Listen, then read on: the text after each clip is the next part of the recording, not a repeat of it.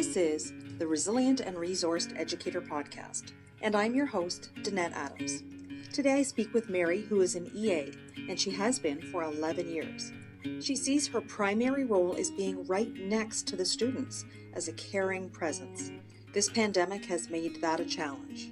Join me as we listen to Mary's story.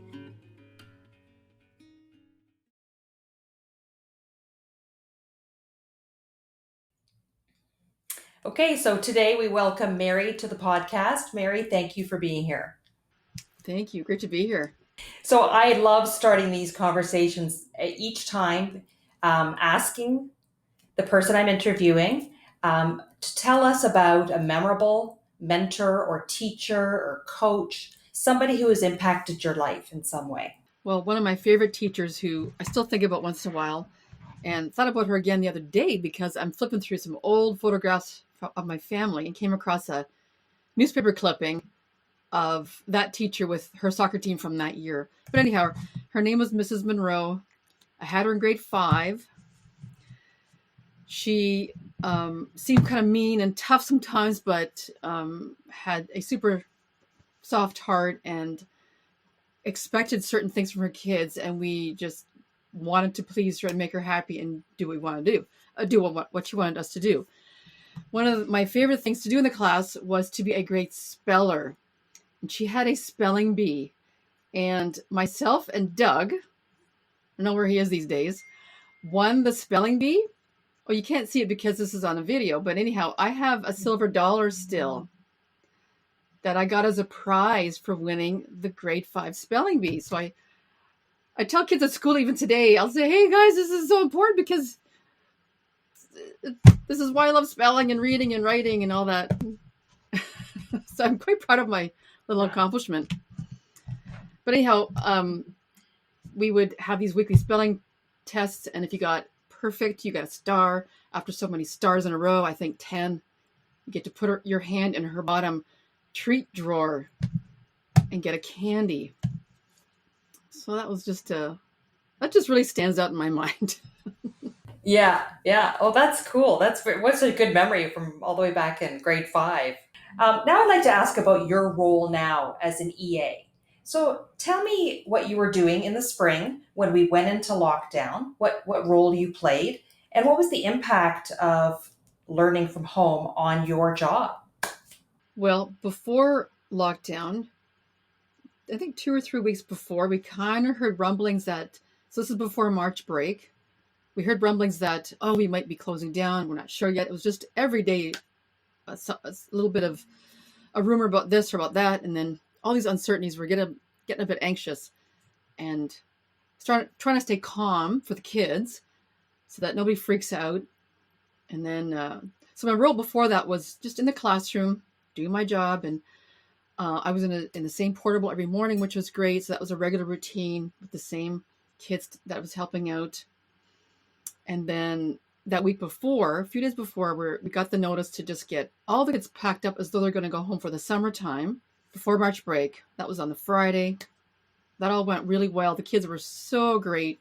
So my role was quite a regular routine. And then lockdown. Then we're at home awaiting instructions from our union, because ours is different than teachers, as to what we could do as EAs from home, because we're not sitting beside a student anymore or over their shoulder. So eventually we were given a list of some kids' names we could phone each week, or even every day or every second day, however we felt comfortable, or what the parents would like. And that took maybe, I don't know, I guess almost a month. Prior to that, we were just given some PD day suggestions, podcasts to listen to, various blogs we could follow, and that were all professional development stuff that had to do with autism or ADHD or anxiety. So those are all really helpful things anyway. So after we were given those instructions about how we can support from a distance, then we had more regular things to do each day. And then I got in touch with the teacher I was with, Mr. V, who was happy to have me join in 3 times a week with the Google Classmeet, which was actually quite a lot of fun. And then after all those weeks, it must have been 6-7 weeks, we finally got to see their faces again. So that was really great. And oh man, they just want to tell you about how sad they were that they couldn't be at school and how much they missed each other and missed being at their desk and just in their portable. So you kind of had to hear their sorrows a little bit first, which was pretty important. And after that, Right. just Yeah. yeah. And after that, just Mr. V would give the English instruction with his whiteboard behind him, or math or whatever it was, and then assign it onto the Google Classroom. Well, I should point out that all the kids were outfitted with a Chromebook. Everybody who needed technology at home could come to school at an assigned time to get a Chromebook. So we got everything out that we needed to every kid, which was so fantastic. It was so greatly organized. So all the kids got to join in with the Yeah. Google Classmates. That's great. Yeah. Yeah. So, what happened then for you in September? I'm sure there was some positive feelings that you had about going back to see the kids, liking to work with them face to face, but then also some concerns. So, how did things change for you in September? What did your role look like when you first went back? Well, with the whole mask, initially we wore masks and the face shield, which was really annoying because and I also wear glasses, so those would fog up, and then the shield fogs up, and you can't see any children. So it's like you're just trying to figure out how to let them know that my face is saying, "Hello, I miss you. I'm so happy to see you." So we learned to just kind of really smile a lot with our eyes and use really good tone with our voices to let them know, "Man, it's good to see you.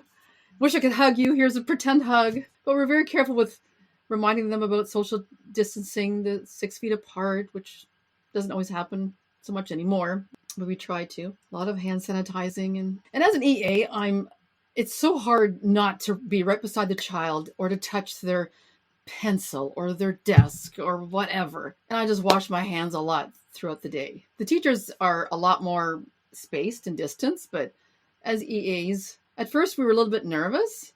And after all, I thought, well, hey, these kids need me to be right beside them. And I got to just put my anxiety aside and help this kid. And I've become much more comfortable in that area. So it's not so bad anymore. Yeah, that's great. That kind of leads into what I was going to ask you my next question about what strengths did you bring back with you into the school? So clearly there were some anxieties and some things you were concerned about. There was also a love for the kids and wanting to be right next to them. But what strengths of characteristics, traits did you bring with you? I think encouragement is a big one, and trying to find humor in something that could be tough for someone, and to try to find the bright side in whatever situation they're in. If it's appropriate, try to find some way to make them feel a little happier, or remind them how special they are, or, hey, I'm here to help you. You know that, right?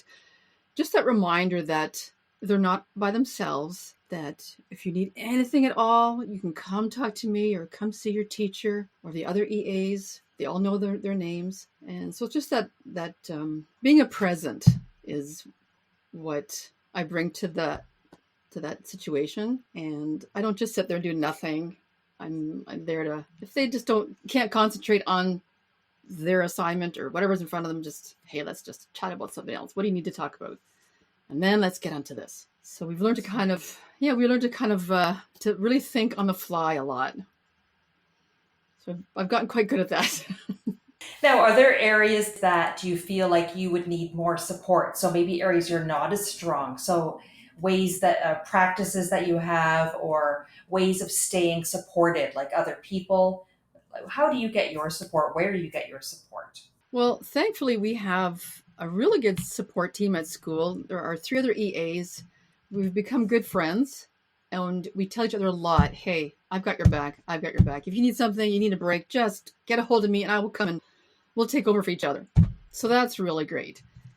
And our spec ed resource teacher, he's also really good too. They're available. They've made themselves available to, like, if we've had a trying situation or we've been pushed or screamed at or something, and we need to kind of collect our thoughts or just take 5 minutes, we're allowed to do that. So that's really, really important that we know that we have that. Yeah, that's really important, especially in such a stressful situation. So, what would you suggest So you've been now several months into teaching during pandemic times. I know I hear teachers saying that they're June tired in October and November, like they're as tired as they would be at the end of the year. So, what advice would you give maybe to teachers who are just starting out about how to make it through, how to keep going? We've got a ways to go now before the end of the year, and we don't know what's coming up with more lockdowns or isolations or whatever. What advice would you give somebody who's struggling to just sort of put one foot in front of the other? I think initially there needs to be that contact with the admin and the spec ed team. Just say, hey, look, I'm new at this. What are my options? What kind of resources are there? Should I get stuck? Just to have that backing, that assurance that there's others who can come and kind of help carry that load a little bit, because it can be pretty scary coming in. In the past several years, we've had some potential CYW and EA students, even student teachers, and they're like, wow, this is not like I expected. And then when they just sort of accept the situation the way it is and not try to change things right from the get-go, they need to take time to observe and implement who they are as a teacher for their classroom or EA kind of slowly.